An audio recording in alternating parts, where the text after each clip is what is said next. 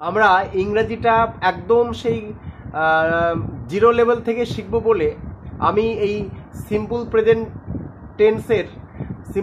টেন্সের পার্ট 6 দিয়েছি, মানে পার্ট 1, পার্ট 2, পার্ট 3 করে দিয়েছি, মানে একদম যাতে জিরো লেভেল থেকে আমরা শিখতে পারি। আমি আজকেও সিম্পল প্রেজেন্ট টেন্সের আরও কতগুলি উদাহরণ এবং নিয়ম নিয়ে হাজির হয়েছি। তোমরা সকলে জানো সিম্পল প্রেজেন্ট টেন্সে প্রথমে সাবজেক্ট বসে, তারপরে ভার্বের 1 নম্বর রূপ বসে বা ভার্ব 1, তারপরে অবজেক্ট। আজকের নিয়মগুলি বলছি। চিরসত্য বোঝাতে এই সিম্পল প্রেজেন্ট টেন্স ইউজ করা হয়। যেমন একটা উদাহরণ দিচ্ছি, দ্য সান রাইজেস, RISES, মানে সূর্য ওঠে ইন দ্য ইস্ট, পূর্ব দিকে। The sun rises in the east, সূর্য পূর্ব দিকে ওঠে, এর একটা চিরসত্য কথা। The earth moves round the sun, পৃথিবী সূর্যের চারিদিকে ঘোরে। এই যে মুভ মানে ঘোরা, দ্য আর্থ মানে পৃথিবী, রাউন্ড মানে চারিদিকে, দ্য সান মানে সূর্যের। The earth moves round the সান, মানে পৃথিবী সূর্যের চারিদিকে ঘোরে। এছাড়া মানে এই চিরসত্য বোঝাতে তাহলে এই দুটো বললাম। এছাড়া আরো অন্যান্য নিয়ম আছে, যেমন মালিকানা বোঝাতে, যেমন this house belongs to me, এটা ভালো করে খেয়াল রাখবে, বিলংস টু দিয়ে অনেক বাক্য রচনা লেখা যাবে।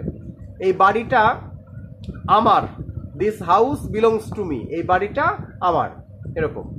তারপরে হি ওনস এ কার, সে একটা গাড়ির মালিক। হি ওনস এ কার, OWNS, হি ওনস এ কার, সে একটি গাড়ির মালিক। হি হ্যাজ 2 ব্রাদার, তার দুটো ভাই আছে, বা তার দুজন ভাই আছে, তার দুজন ভাই আছে, এরকম বলবো। হি হ্যাজ, তার আছে 2 brother. He goes for a walk in the morning daily, he goes মানে সে যায়, ফর এ ওয়াক মানে হাঁটতে, ইন দ্য মর্নিং মানে সকালবেলায়, ডেইলি মানে প্রত্যেক দিন বা রোজ। এটা একটা অভ্যাস বোঝাতে এই সিম্পল প্রেজেন্ট টেন্স ব্যবহার করা হয়। He goes for a walk in the morning daily. Subinoy often, OFTEN, এই উচ্চারণটা অফেন মানে প্রায়, সুবিনয় প্রায়, গেটস লেট দেরি করে, ফর ডিনার রাতের খাবারের জন্য।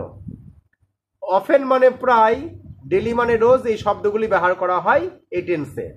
রিনা অলওয়েজ কামস ইন টাইম, রিনা সবসময় সময় মতো আসে। অলওয়েজ মানে সবসময়, অফেন মানে প্রায়। হি ইউজুয়ালি বিলিভস এভরিবডি, সে সাধারণত সবাইকেই বিশ্বাস করে। ইউজুয়ালি মানে সাধারণত, এটা হচ্ছে ইউ। ঐতিহাসিক সত্যতা বোঝাতেও এই টেন্স ব্যবহার করা হয়। যেমন ইন্ডিয়া উইন্স ফ্রিডম, ভারতবর্ষ স্বাধীনতা পেয়েছিল। The first world war ends, প্রথম বিশ্বযুদ্ধ শেষ হলো, এরকম। আমি আরো একবার বলে দিচ্ছি এই টেন্সের নিয়মটা কি। প্রথমে সাবজেক্ট, তারপরে ভার্ব 1। যেমন আই গিভ, আমি দিই, তাহলে তুমি দাও, ইউ গিভ, কিন্তু হি গিভস হবে। বারবার বলেছি হি, কোনো একটা নাম ইত্যাদির ক্ষেত্রে সবসময় ভার্বের পরে অন্তত এই টেন্সে S/S যোগ হয়। যেমন হি গিভস, সে দেয়, তাহলে সে কি দেয় সেটা লিখতে হবে ওখানে। রাম গিভস, রাম দেয়। হি ক্যারিজ, সে বয়ে নিয়ে যায়। মনে করো সে বোঝা বয়, তাহলে হি ক্যারিজ লোড, এরকম। একটা জিনিস লক্ষ্য রাখবা যে আয়ের পরে গিভ বসেছে, কিন্তু হি এর পরে গিভস বসেছে, এই জায়গাটা খেয়াল রাখতে হবে।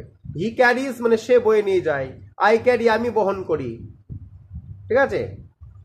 এখানে TASEY হতো, ওয়াইটা লেখা হয়নি, তো ওয়াইটা আমি লিখে দিচ্ছি, এটা হবে দে। তাহলে মানেটা কি হয়ে গেল? দে ক্যারি লোড, তারা বোঝা বয়।